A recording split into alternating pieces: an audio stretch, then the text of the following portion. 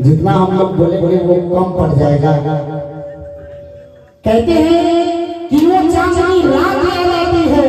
गुरुजी याद कीजिए कौन रात का बात कर रहा है कि वो चांदनी रात याद आती है, वो मुलाकात याद आती है। जब शशि मेरे नजरों के सामने ना होता है तो इसकी हर बात याद आती है। कहते हैं कि तन्हाई में आपके लिए है गुरुजी। बाप रे भाभी का हल्का हल्का निकाला था। कहते हैं कि तन्हाई में जब जब आपको सताया होगा तब तब आपको मेरा ख्याल आया होगा। गम ये नहीं भूल गए हम तुम्हें, गम ये होगा कि रो कर बुलाया होगा।